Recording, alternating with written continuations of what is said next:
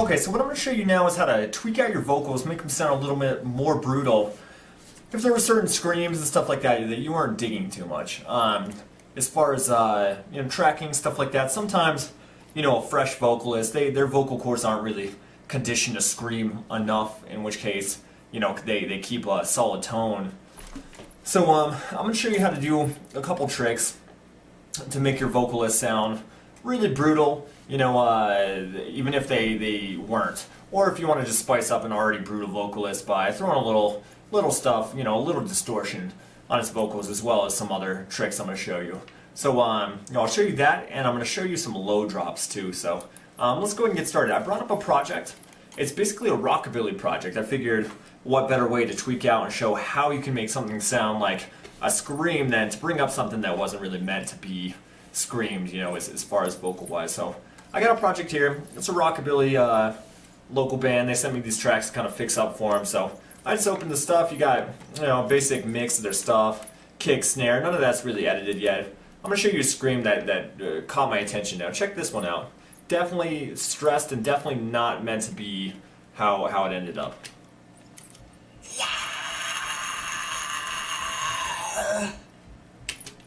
So that's kind of a cracky, it kind of crackles, it doesn't really come off as brutal as we wanted it.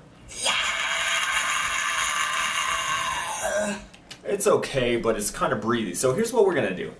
Now I'm going to bring up this channel. I was messing with it earlier. Basically what I'm going to do is I'm throwing, I got two vocal tracks. If you notice, he kind of threw a scream in here that he didn't on the others. I basically have two tracks from here identical, overlapped on each other. So here's what we're going to do. We're going to take this scream, and we're going to kind of even it out. Let's throw a compressor on it. It kind of sounds a little quiet, so I threw just a basic compressor on it. What I did was I turned the ratio, all the way up so it's smashed, and then threshold all the way down. Well, not all the way down, but pretty smashed down there. And then I kind of pushed the gain up a little bit. So we're going to even this out. Now let's check this out. You can hear a lot of low end from whatever microphone they were using, in the mix. So you can throw an EQ on that, kind of roll off the lows. But let's not worry about that stuff. Let's just worry about making him sound brutal. So basically what I did on the next effects channel is I added, just a basic distortion plugin. It's called Lo-Fi. They have a ton of different stuff. They have a thing called Audio Track. I believe it is. Yeah, Audio Track's got some distortion. Bomb Factory has some distortion they give out for free, actually, if you sign up for the mailing list, I'm pretty sure. So here we go. We got this kind of distortion thing. So what I'm going to do is I'm going to start tweaking up, turning up some of this distortion on his vocals. Here's the dry stuff. I'm going to start, messing with it.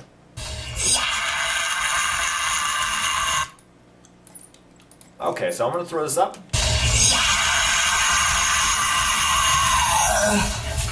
So that's already sounding, that sounded real brutal compared to how it was before. So, I'm throwing a little noise. There's a little high-end, hiss type noise that you're going to want to get rid of, and I'll show you how to get rid of that next. So, check it out.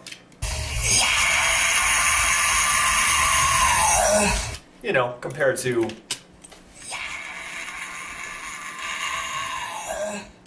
kind of dead. It's a lot louder. So, louder, a little more distortion on it, so it sounds like he's actually a little more epic. So we got our distortion on it. Now let's throw that gate on. Basically what a gate is think of it, you probably already know, but think of it as, stuff enters, and then when the gate slams, nothing else comes in. So what we're doing here is we're going to let all the distortion come in, and then when he stops, it's going to cut off immediately so we don't hear, any of the fake distortion. We don't want people to know that we tweaked out the vocals. We just kind of want to give them a little boost. So, I throw this gate on. You'll notice it here. I've already tweaked it out a little bit, but you can change the ratio, threshold. I might have to change it around, but let's see how good it is.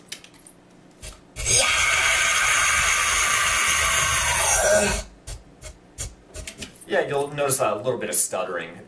So what we'll do is push that up a little bit.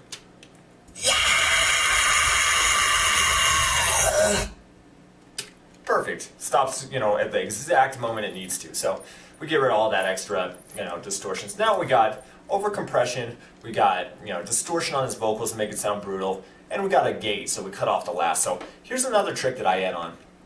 I just add, in the next effects, rack right there, I basically put just kind of a standard delay type thing, a dual kind of a two-tap delay.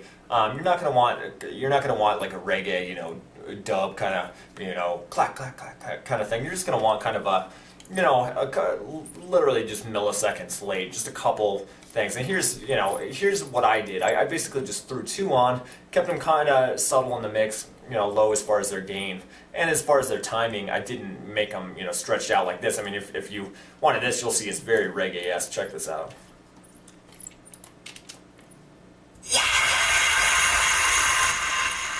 That's too reggae. That's not what we're going for. So we're going to do very subtle kind of low thing in the mix.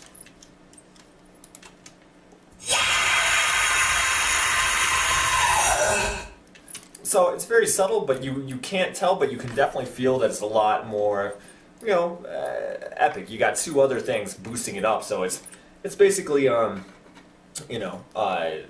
pushing up your vocal, your vocalist range as far as how much air it sounds like he delivered on that scream. So once again, let's check that out.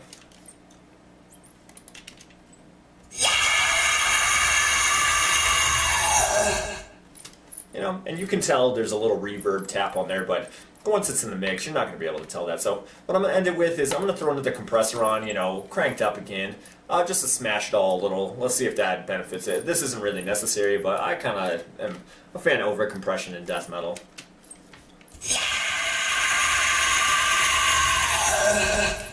Okay, so I mean, you can hear the kind of slap back kind of thing. You're not going to notice that in the mix, but, you basically went from, this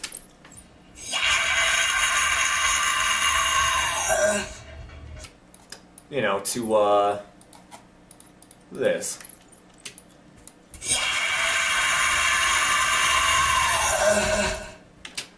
So it sounds epic. I mean, I could even cut off some of the end of that, scream if I wanted to make it sound better. But, let's go ahead and, let's play it back with the mix. Let's see what this sounds like.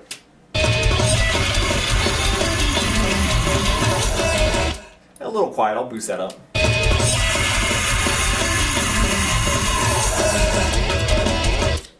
So definitely adds, to the music as far as energy and such like that, compared to before. It was pretty weak, and you could tell he was kind of cracking and messing around. So now you got a pretty powerful, scream track. If you wanted to, you could duplicate this, have the original, and kind of cut and paste which ones you want to have a scream, which ones you don't. So check this out. I mean, these guys are rockabilly, but I'm just going to start making them sound a little death metal-esque. So here we go. We got our scream that we just tweaked out.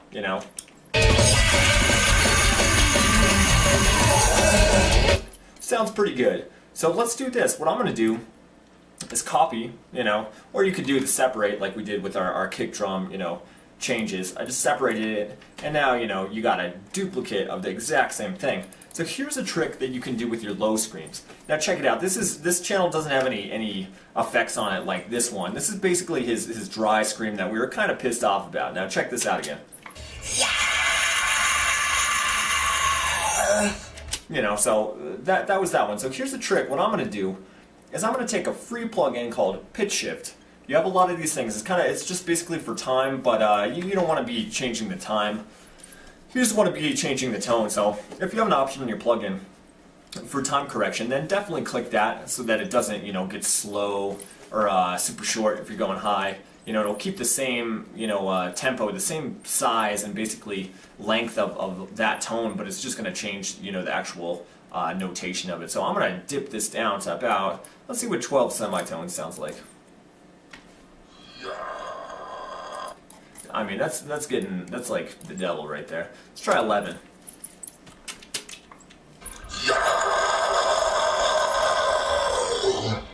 So I mean, that's obviously not his vocal tone.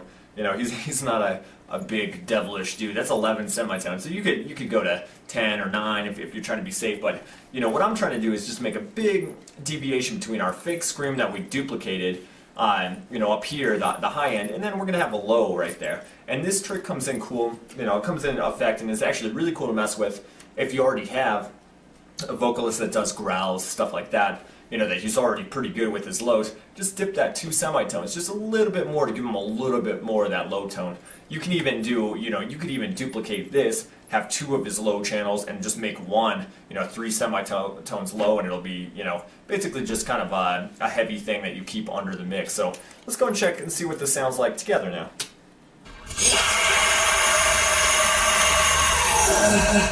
So now we got this death metal high-low sounding thing. I mean, that's straight up, a lot of this black metal that I'm hearing nowadays is straight up, highs and lows. But we've gone from taking kind of a mediocre scream, throwing a compressor on it, some distortion, a gate to cut that back, a little bit of echo, delay just to make it a little more powerful, and then compressed all of that into one. And we basically got now just a mediocre, kind of stretched, forced scream into now pretty brutal, energetic sounding scream, with a tweaked out low end right here, that we just copy and pasted. So let's check that out.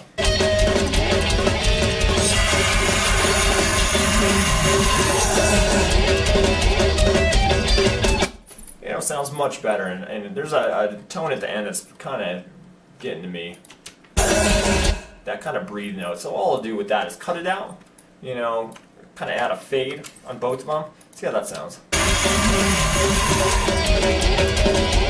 So that's a little better. You don't have that kind of his little breathe thing. So so basically, that's how you do distortion tweaks as far as manipulating your vocals.